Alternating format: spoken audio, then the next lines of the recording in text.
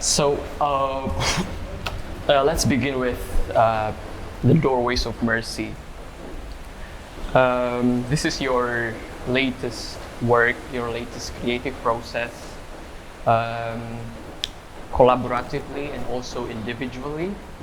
So, how did the idea came, and how did the idea evolve, Kurt? I mean, how did it first came? I think the works came first. I think the works came first, and we realized that they joined together into this concept of the Doorways of Mercy. I don't think we didn't say, how can we make a work about Doorways of Mercy? Mm-hmm. It's like since the beginning of the year, I mean really since January, I think we've been making all of this work. And then it was really maybe a month before the show that we said, okay, what is the joining concept? Mm-hmm. And came up with Doorways of Mercy. I mean, we can talk more about the creative process. How did the process go in terms of, let's say, because the work is a collaborative project, but also an individual project. Yeah. So, how is the creative process here?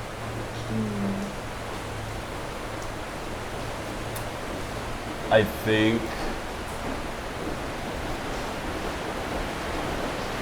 we were both just busy in the studio, both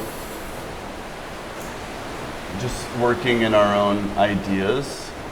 And I think when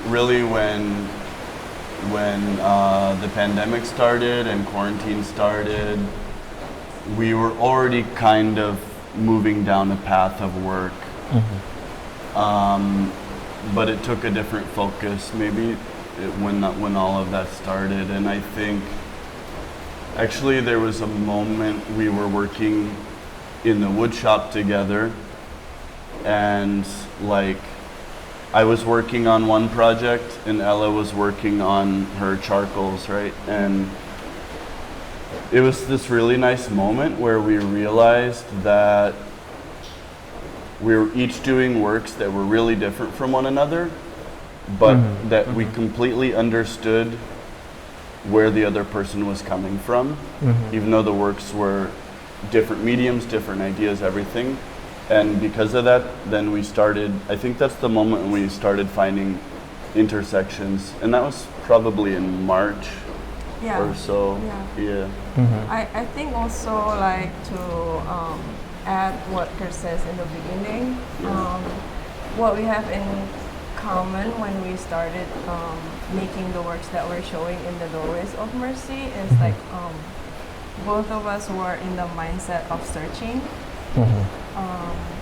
I think at that time in March, because we know that we're gonna be here for a while because of the pandemic and we can't go places, so we're both trying to find something that would sustain us for a certain period of time. So in a way, we're looking for something new, but also something that is very familiar in us.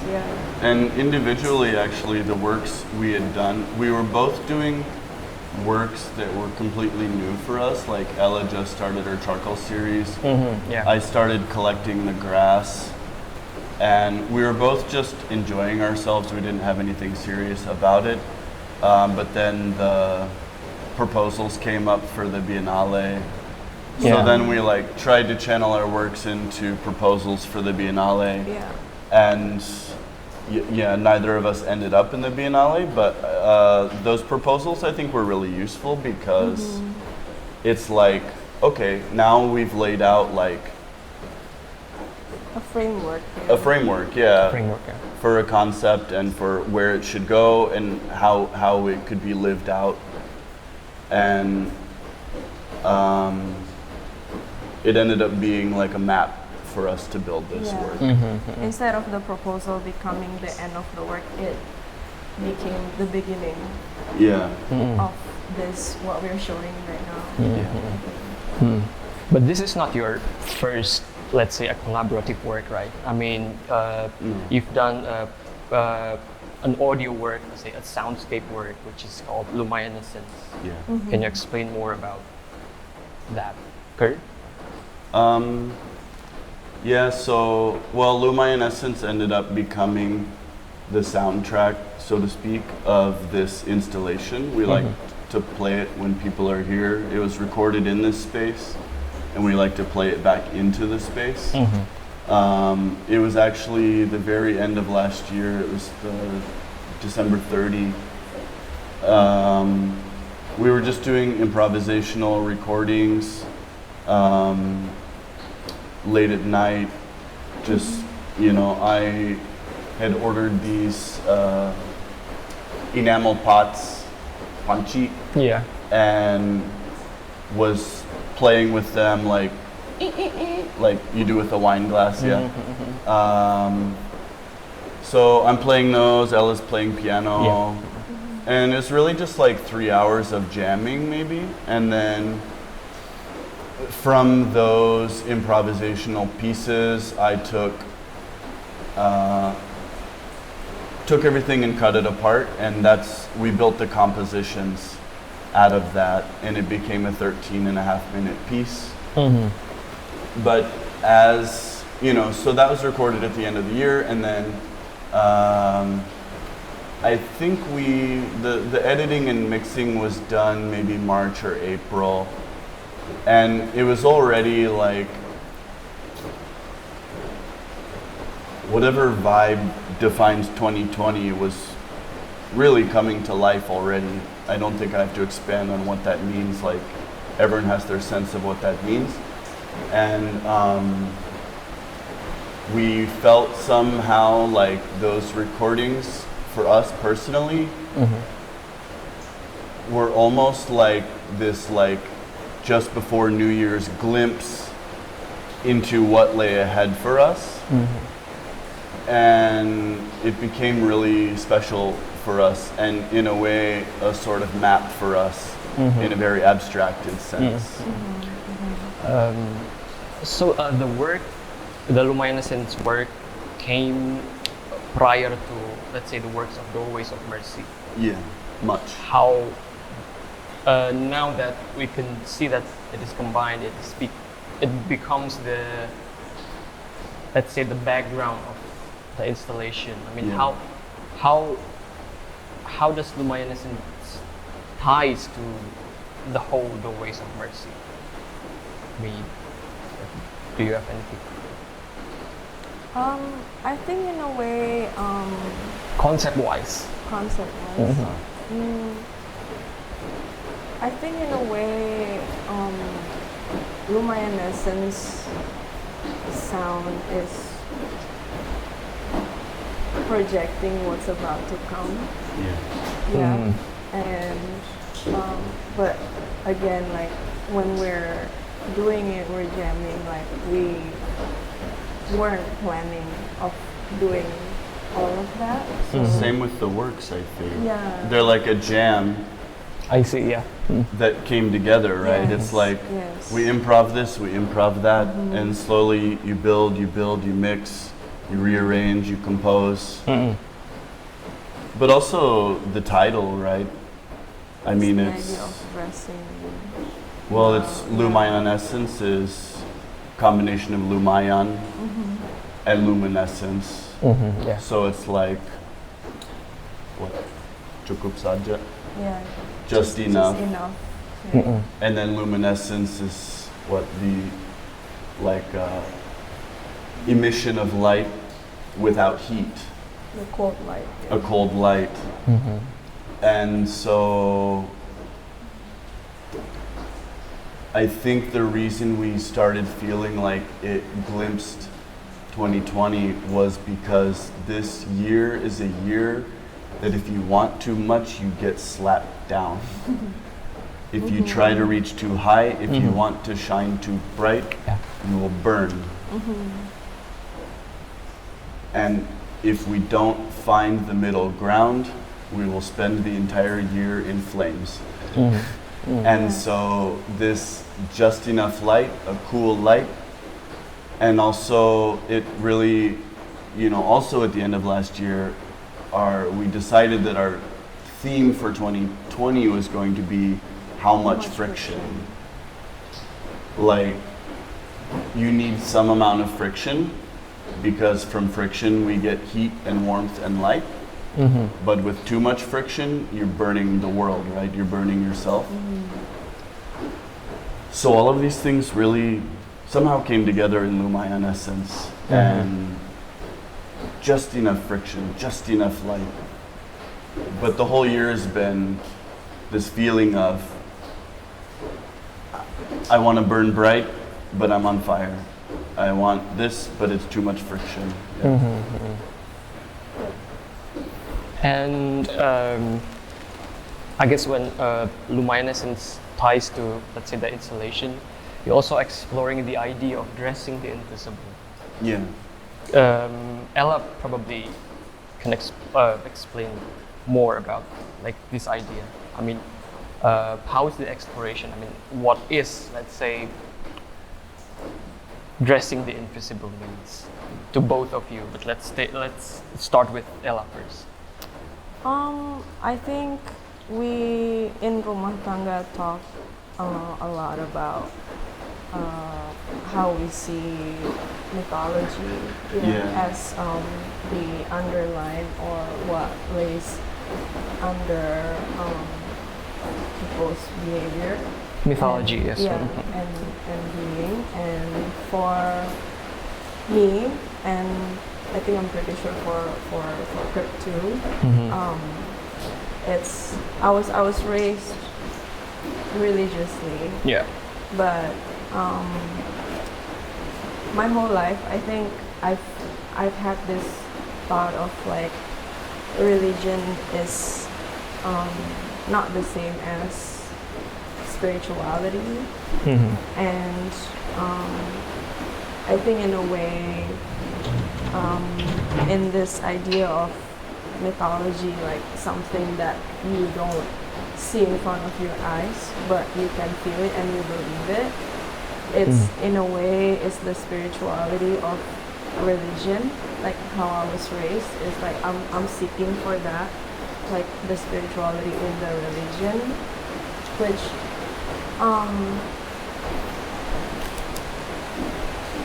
I think for me, let's say in my charcoal work,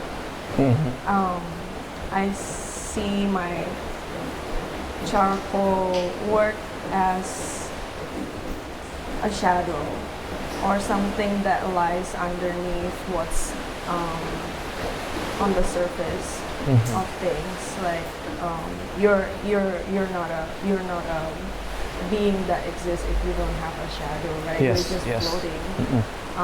So in that way, I think this dressing the invisible is like finding the shadow, of things or of ourselves or of our interior being. And I think aside from my charcoal work, you can see it in analysis too as a prayer, as hope, and do you want to add something? I mean, I think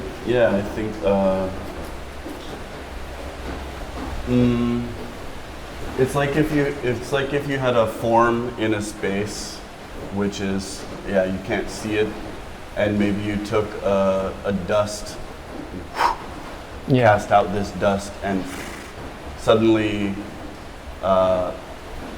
the outline of the thing is present in the room. And so, I mean, that's our idea of dressing the invisible, but I think that's what we want to do through the work. And as Ella related it to mythology, I think, I mean, everything at Rumah Tangga, I think always ties back to this idea of mythologies. Okay. And I think when we talk about mythology at Rumah Tangga, we don't mean something that is not true or real. We mean the thing that lies at the heart of what is most real. And I think that's what we mean about art as well. It's not, it should direct us to the heart of what is most real. And what is most real is often difficult to see. And so when we talk about the mythology, I think we're talking about trying to uncover the underlying way in which the world is operating, the way it might be going, and what our role may be in it. That may or may not mean that we have a role, you know, sort of assigned to us from some universal power. It may be, it may be that. It may be the role we choose for ourselves so that we can make the best of each moment. Or maybe more so it could be the relationship between those two. It's like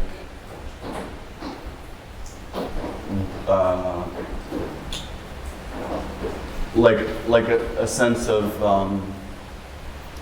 I mean, I guess as artists, it's like you feel the need to seek out the meaning of something. Yeah. And there may not be a fixed meaning, but to generate one makes your life have value. And so we create that mythology because it's like a kind of food. Like, if your life doesn't feel meaningful, it's the same as not having food, sort of. You're hungry. So we want to build those mythologies because the stories keep us alive. If I could add, I think often even myself thinks that we like to refer mythology to superstition in Indonesia or somewhere else also, and that's not what we mean when we talk about mythology. It's not superstition. I think in a simple way, it's that. It's, I think there's more free will to it than that. In our concept of mythology, there's a lot more free will. And it's like living in a riddle. And it's a way of, like, rather than being crushed, it's to look at reality and say, no, it's not killing me, it's just a riddle. And if I can get to the end of the riddle, I'll move through the door. And if I get through that door, there's definitely going to be another riddle, but at least I'll solve each one as I go. It's a way of asking questions. And I think, again, when we talk about dressing the invisible, it's that we actually have to piece together what the riddle is in the first place, and then you solve it, and then there's a new one. I get that. So if Ella seeks this through the charcoal painting, Kurt explores more in the installation, in the anamnesis. In this case, Can you explain more about the concept of the anamnesis? I mean, just as a work, it started with the grass. And I think collecting the grass, it's sort of an anxious activity at first, actually. Like, or rather, it's an activity to do in the midst of anxiety, where I just go get to slow down, and yeah, I get a chance to understand how the grass grows here by just spending time with it and slowing down. The grass has been a big part of us since we moved here, and it also, for me, ties to my home in Nebraska, which before it were endless cornfields, it was a prairie.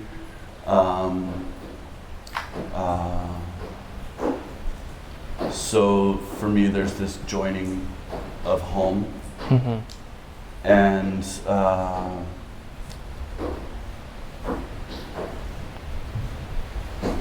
somehow this work is about.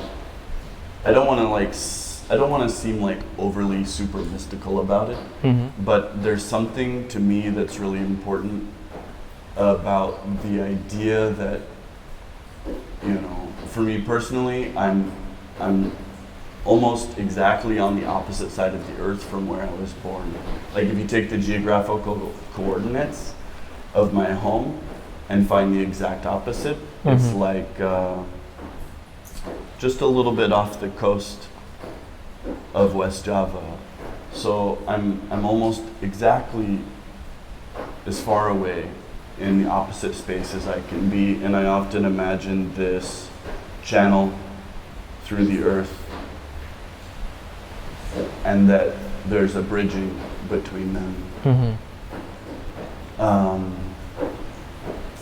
And for me, all kinds of things move through that bridge.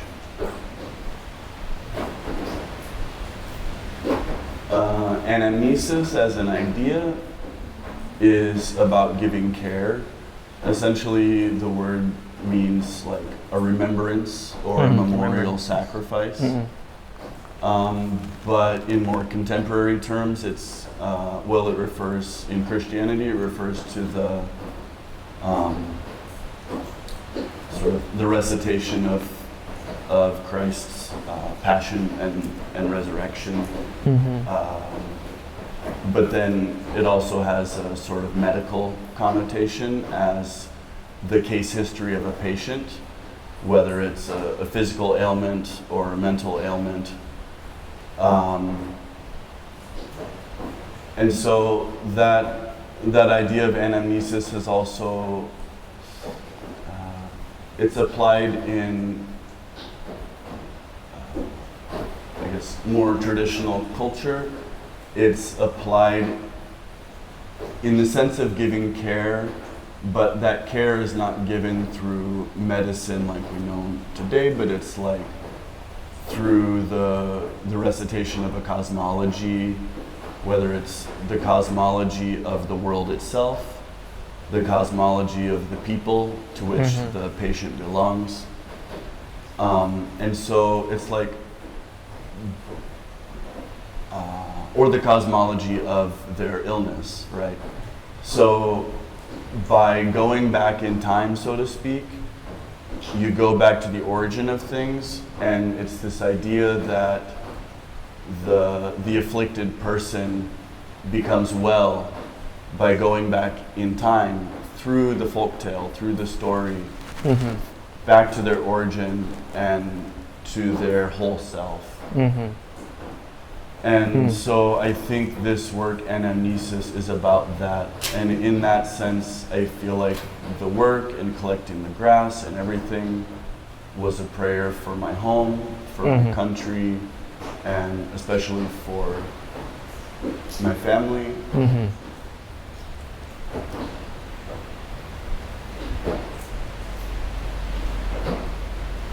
And for myself, even far away.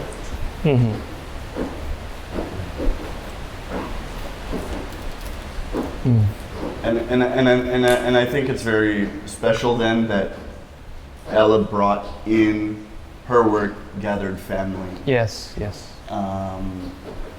That moment, it was very casual the way she did it, but it was perfect. And that's when the work took off. Like that's the moment that we knew that we were doing something. Yeah, I think when we talk about family, it's almost impossible. Like because like as a married couple, our families become one. So in a way, like naturally, when my gathered family paintings come in, it just completes the idea of family in the sense that I was raised in my family and Kurt was raised in his family in a different way, but at the same time we have a lot of in common in our families, and our differences are also very complementary. Yes, actually. yes.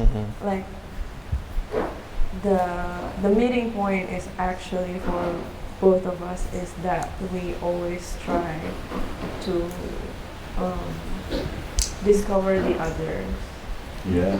the otherness of what we receive from our family. Like we want to see the other side of what we were raised as. Yeah. That's like whatever it is. Sometimes it's very different, but we meet in that point, like seeking the difference, seeking the otherness. And I don't think it's because we're against. It's not an againstness. Yeah. It's like a curiosity that has its own force. Yeah, I think it's complementary. Yeah, it's complementary. Yeah. Like,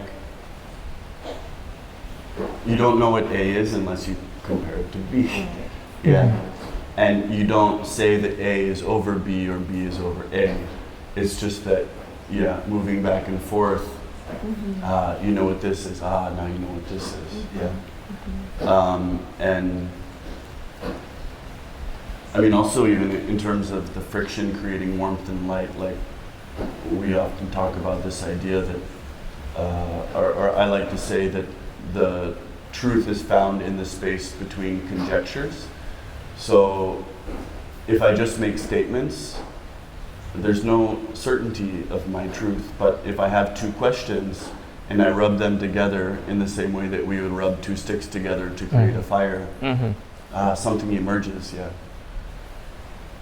And I think that's why we always want to look at the other side. And I think that's why we come from very different places, but found an intersection, because in that space in the middle, we create a hearth. Yeah. Can I add one more? Sure. I think when I created Gathered Family, the idea wasn't. It has a different concept, but like when Gathered Family enters the anamnesis, what I see in my work in Gathered Family is it's like there are two identical paintings, but actually they are very different from each other. Like the how I created them was really different. One was free flow drawings, paintings, and the second one was like copying exactly the first one. So in a way, I feel like in our families there are differences that are so familiar, that actually keep bringing us together. And when I see my work Gathered Family in this anamnesis, I can actually, like, the work itself surprises me, like what it could give me in this anamnesis realm. It's not just about like the concept of making art in the art world, but it's more like how I see myself in my work. Like my work is telling myself like how I see my family and our differences, and how like both our families bring us together actually, because there's this different things in our family. I was raised like pretty strict, and Kurt was raised pretty loose, like free. Like I'm so pretty free. Yeah, I mean, I live on the other side of the world, but that's fine. Yeah, so I can really see it in this anamnesis. I mean, Gathered Family, Like one is very like tight, Mhm. and one is really free. But like they come together, they look familiar Mhm. to one another. Mm. So the works are very much open unintendedly. I mean, Say again? so the works are very much open Yeah. unintendedly. I mean, Mhm. when they finally meet, Yeah. they create this kind of uh, the concept of intersection. Yes, very much. Yeah, yeah. So yeah, we have the charcoal painting and we have the analysis, and we have the gathered family as well, and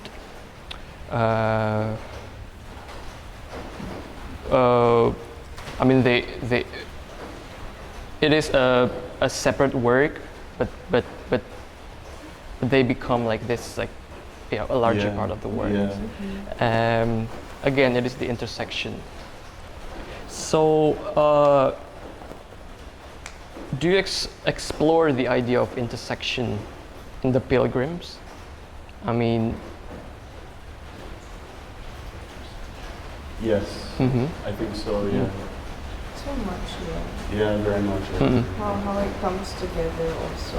mhm, Like what you said, the intersection is almost like the work reveals itself Mhm. as we put them together. Mhm. The same as the pilgrim, how we found those damaged wood, and it was just That word like wanted to be alive. Yeah. It like, Yeah.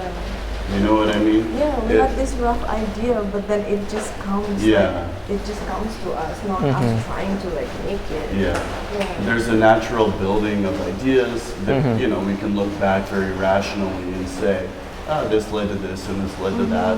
mhm, Yeah, it's not, again, I don't mean to make it such a huge thing, but at the end you put it together and you think like, we couldn't plan this, like this work wanted to come to life, and Mhm. we had the good fortune to be the ones to do it. mhm, People have maybe done works like it, but we've never done a work like it. Yeah. And it meant a lot to us. Mhm. That the whole process Yeah. meant so Yeah, much the to us. process. Yeah, can you tell us more about the process of the pilgrim? I mean, Yeah. Ella or Kurt? So before that, I had this idea because I've been making that charcoal paintings, right? Mhm. So I told Kurt, I think I want to show the materials I've been using, like just a way of honoring the materials, you know. So I was telling Kurt, like, we have trees branches here Yeah. that we can use maybe to like make our own charcoal. Mhm, And the initial idea was actually putting those like charcoalized wood that we have in this room as Yeah. an entry point to the anamnesis. mhm, But then the work itself has its own plan. Yeah. I think like one day when I was out and Kurt was at home, there was a big storm, and Kurt, it was flooding here, and I was on the way It was home. nuts. Yeah, I was on the way home, and then I saw there's a lot of damaged tree, and it was like falling on the road. mhm, So yeah, and then at night after the storm ends, we took a walk and we saw this like gigantic branches here. mhm, mhm. And so we decided like at 3 a.m. You know, Yeah.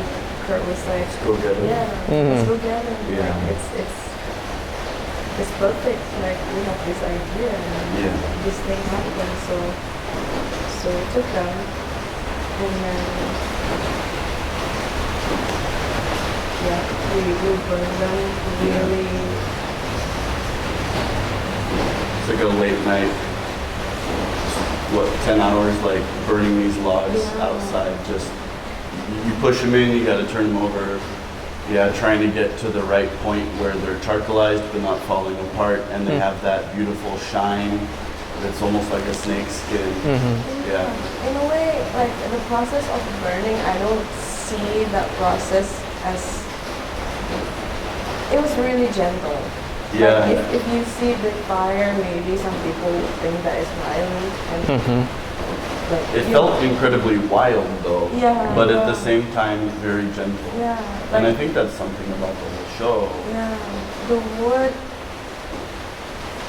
receives the burn, the pain really gently, Yeah. really slowly, instead of like really harsh, to create that charcoal, charcoalized wood that is still very strong.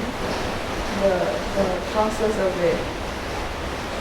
Yeah, and it gives something, right? I mean, It's a doorway of mercy. it's a doorway of mercy. Yeah. The effects are different everywhere, but I found it beautiful that it also then, these trees fell, but then the trees became something that the process of burning them brought us together. Yes, yes.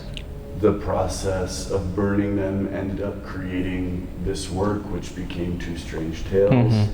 We had actually, at the beginning of COVID and quarantine, made 2 large garden plots, which, due to the sort of funky weather this year, a lot of the vegetables didn't grow very well. And incidentally, they ended up becoming an artwork, which is Two Strange Tales. So, So the idea like came literally naturally. yeah, and there's just something cyclical. It's like, it's that riddle, man. It's like, the blessing is a curse, is a blessing, is a curse, right? Like, that's the riddle. That's the riddle all the time. And how to transform one, how to transform this back and back and back. How do you see how both of you see the juxtaposition between like the grass area and the charcoal burn area? I mean, like, do you have anything to say about that? You know, the I think it ties back again to the idea of how gathered family makes the enemies, yeah. Like how different our family raised us, but they go together. There's a compliment. There's no like better or worse, but again, like Kurt says, like you know A better by knowing B. You know B better by knowing like the other side.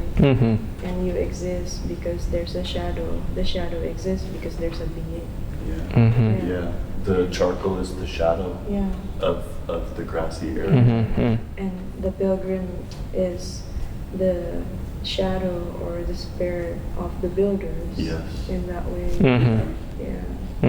So we see it that way in our works and our relationship. There's creation and destruction, both. I think you could easily say, oh well, the square that is a part of Two Strange Tales, there's the grassy square. Yes. You could easily say, well, that's the area of creation and the other is the area of destruction. We move in between, Yeah, We don't both see- elements are present actually in each piece, in each patch. and in ourselves. Like I don't, or Kurt, like we don't always stay in the grass, or like Kurt is not the grass and I'm the charcoal, or I'm not the charcoal and Kurt the grass. But it's always like intersecting. Like our role changes. And I think also in terms of the concept of doorways of mercy, I think what we really mean really is that each individual work is a doorway of mercy. And combined they are a doorway of mercy. And the lush grass seems like a very obvious sort of doorway of mercy. But in this sense where we're talking about how much friction is enough, or just enough light is plenty, it's like we can't live without sometimes being burned down. if we keep seeking higher, we're gonna burn, right? It's the tale of Icarus, yeah. It's the tale of Icarus, and there's something merciful in that. It doesn't feel like it. If you pass through a doorway of fire, it doesn't feel merciful. But when you get to the other side and something pure remains, that's mercy. Right? Yeah. And if we would only seek situations and experiences that never burn us down, we never grow. And that's why the differences between us, between our cultures, between our families, and all of the ways that has led to each of us sort of being burned down so many times. We've understood that about one another since the beginning. We've understood that that's what we want. And I feel like by going into our life and our marriage and our work process with that willingness, we're always able to know that the burning leads to mercy, or that the burning is mercy. Yeah. I think in a way too, when I don't know, it's like in our relationship and in our work, like we have this idea actually that grow in us lately, that we don't necessarily try to be better, even if unconsciously we want to be a better person, but it's more like, how do we integrate, right? To meet each other, so it's not like a ladder or stairs that we keep going up, but it's more like we stay grounded, but how do we integrate with our surroundings, with each other, and with our work? Yeah. I guess formalistically, they have the similar relationship compared with anamnesis and the gathered family. Do you see, let's say, difference between this relationship, the relationship between the anamnesis and the gathered family, and the pilgrims and the beheaded? Like, how do you explain the relationship of the pilgrims and the beheaded? Like, is it any different? I don't think there's a lot. I think it's not that different in a way. The work just comes together as we're processing things. Like, I've had the beheaded painting way before we plan about the pilgrims, about all this, about the show, and I was doing the beheaded piece as a form of, I guess, freeing myself from the expectation of what people think a pretty picture or anything that they would expect in a painting, in drawings, especially paintings of nature. I think for me it is a way of freeing myself from the formalities, also to have compassion for myself. I'm not trying to be the best of myself all the time, or be perfect, as many people would say. that is more of having compassion of where I was at that time. Yeah. I feel like the pilgrims are, when they look at her work, beheaded. Mm-hmm. I've seen it in many different ways, but I've come to see it as like, when they look at that, they become aware of their condition. They see what they've become, and they understand it. And it's neither good nor bad, it's simply where they are. And it's because in that self-awareness, something comes to life. Yeah. There's empathy in the relationship. The relationship between the pilgrim and yeah. beheaded. Yeah, totally. I think that's a work of empathy. The whole work of How they see each other's, Yeah. how they build empathy. They see themselves in the other. Yeah. And I think that's also why like we prefer our audience or our guests here to experience it themselves. We try to not lead them or like go with them to that space. And just be there. We tell them it's over here. We just tell them, but whenever they are ready, they'll be there. We're It's not a gonna quiet leave space. them. And they become the part of the relationship between. But it's for them to take with them. Yes. We found that almost no one, I think literally no one has come back. And they might say, I enjoy being there, but they don't share exactly what their experience was.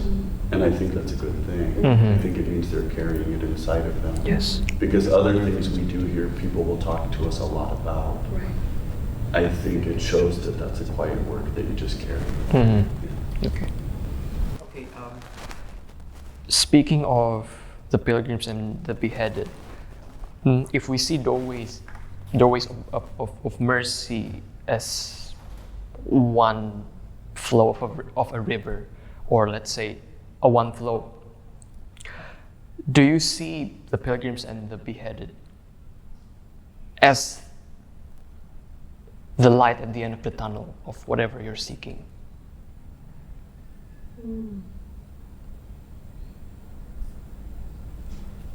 I think as the show going, we're still going through the tunnel. Yes, very much. I don't think that is the end of the tunnel, but during this show here, we're still going through the tunnel because I think having the audience here also gives us a lot, how we see our works, how they. I think it's, I think it's too cyclical, it's too spiral. I think to see the light at the end of the tunnel would have to be straight, and I don't think it is. It's more like a spiral. It's a spiral, and I think Ella and I, we realize these moments sometimes in our life together that this is kind of like that time before. Well, in the sense of a river, we can't enter the same river twice. But in the sense of a spiral, say, here's the moment here at the peak of this spiral. We go around in time, and we come back, and there's something similar, but we're not on the same point, or we would be living in a closed loop, right? So we keep going through these cycles, and things seem familiar maybe at certain points, but never the same river twice. Right. Open-ended situation. Open-ended, constantly solving. The beginning is the end, is the beginning. Okay. What else about the work? I think that's almost the end of, let's say, the Doorways of Mercy. Like, do you have anything to explore more? And I think when we find that seed is when we've solved the riddle, even if it's just a riddle, that's always the answer to the end of each riddle. Right? Something like that.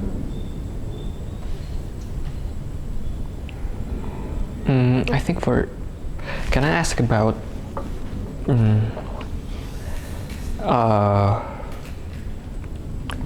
you experience more and more with the land. Like, how is your relationship, like both of you and individually, with the land at this current position, at this current moment, in relation to Doorways of Mercy? Can we talk about that? Or,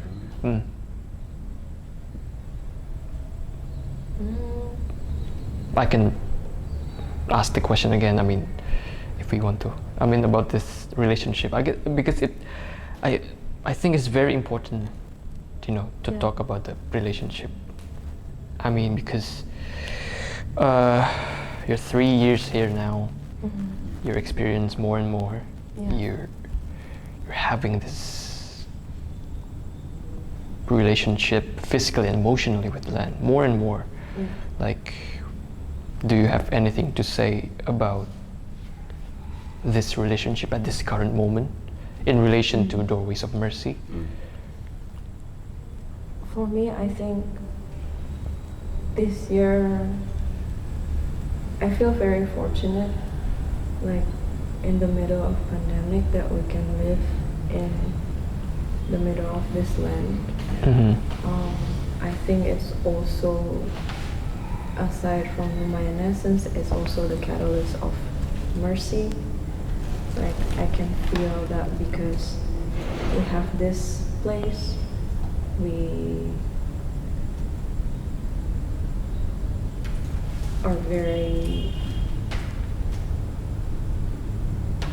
are able to make the work that we're making for Doorways of Mercy, because first, this land gives a lot of mercy, and the land really protects us from what's going on outside. And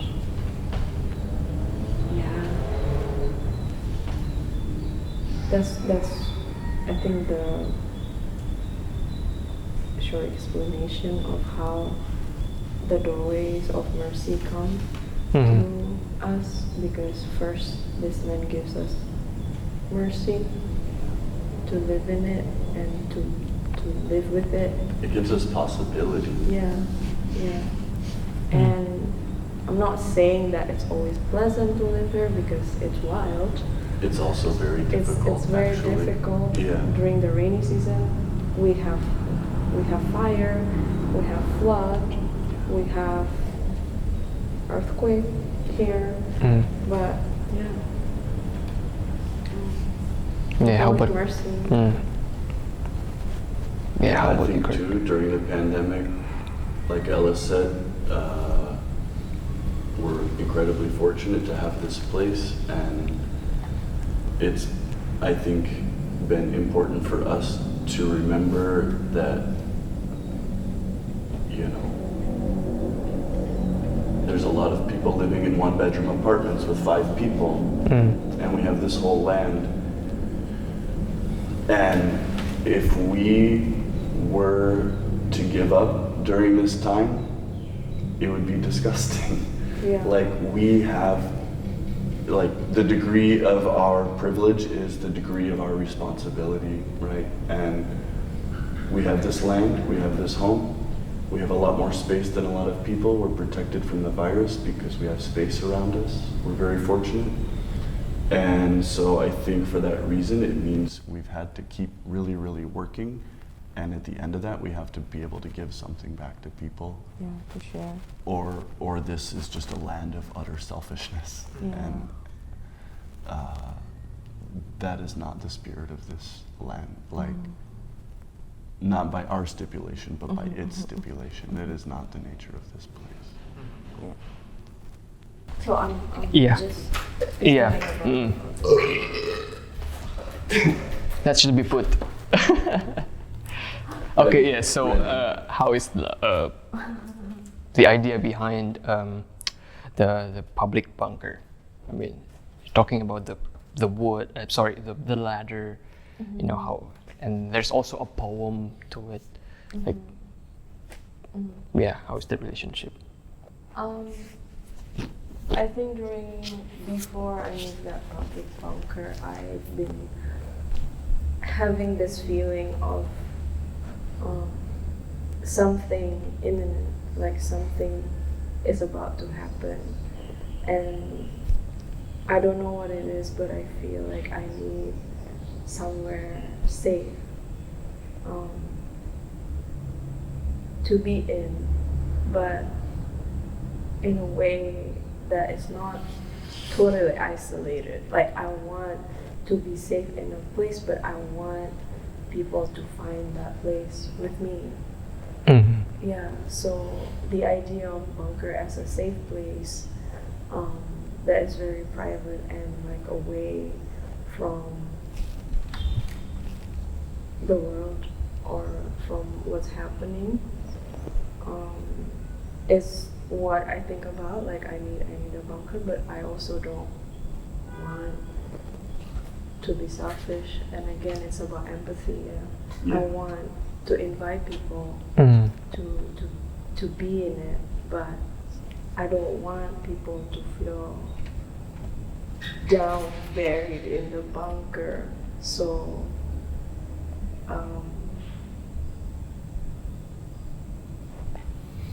we put it on the second floor, so there's this sense of going to the public bunker, like you're going through the stairs first, Mm-hmm. and then you're on a higher level of the building, and then you see the public bunker, and there's stairs going down in the public bunker. So it's in a way like when what I mean a safe place is not somewhere that is buried and unknown from the surface world. Mhm. It's actually finding a safe place where I am, like going down, but not down underground, but more like grounded. Yeah. So that you're safe wherever you are. Yeah. Mhm. Yeah. Mm. And do you see any relationship between the public bunker and the British Library? I mean, in terms of the bunker and to be grounded in a grounded situation. Definitely, I think. Mm. Like when I or people go to the library, we're kind of like drowning ourselves Mm-hmm. in books, in knowledge, in stories, and ideas. And yeah, it's also like going to a safe place where Mhm. you can explore, and what you're exploring won't hurt you in a way, because it's like the interpretation, how you take it, is on you, instead of like what the book is telling you. Is like depends on your state of mind. Mhm. And yeah, that's the relationship with the public bunker. Is not somewhere that is scary, because I think if it's scary, it's not a safe place. Yeah. Mm-hmm. But maybe. And that you need to keep generating something while you're there, right? I mean, the books are a means of generating life for ourselves, or growing our thoughts, so that we're not. I mean, there's a difference between rotting in a hole, but feeling safe, while you're actually rotting from within. Mm. That's not safe. It's not health, right? But also, here's the thing I think about the public bunker and my other charcoal work. I think I'm not gonna say that people are wrong when they say the work is dark, because I can see that perspective too when I look at my own work. But it only means if you can see that work as dark, you're in a safe place. Mm. You know, you're entering the darkness. That means you're in a safe place. That means the work is just an assurance that you're safe, and you're seeing the other side. I am here, my shadow is there. Yes. So, like, in a way, the process of making the work is knowing and discovering that I'm in a safe place. That's why I can see the other place. Yeah. Yeah. Okay. Okay, so the last question. If Doorways of Mercy is an open-ended question, what is the new question that is arised? What comes after this? Like through the show. Through the show, yeah.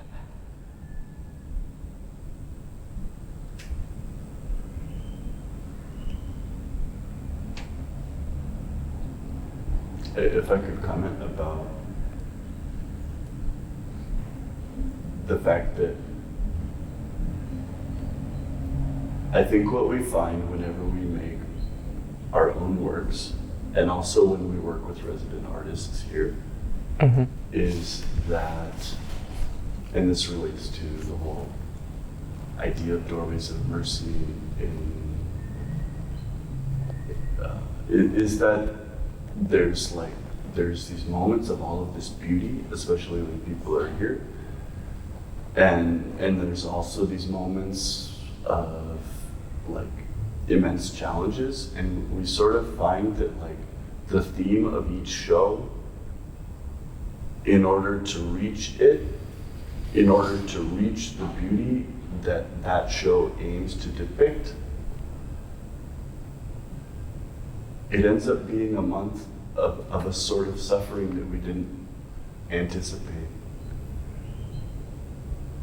And I think it's made us start to become aware of being really careful about what we assume the next question is, or what we assume the theme of a show should be, and how we should approach it. This show, for us, I think, went way up, immensely beautiful.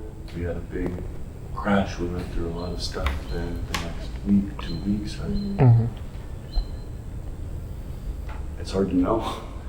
It's hard to know what the next question is, but I feel like this show is sort of about knowing that you may not know exactly what the next question is, but that there is a method for approaching it. And I feel like if we're dressing the invisible, part of what we're dressing is, it's like to reveal a method for approaching that imminent unknown thing that is depicted in Ella's work, The Public Bunker. Like, do you have anything to add? I think maybe the question is, but how will I remember to recall what I've not forgotten? Is the question posed by the show. And the show is the beginning. Yeah, the show hasn't satisfied that.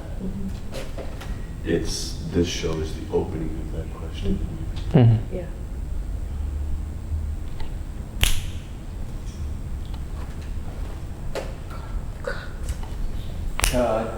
Did it come off okay? I think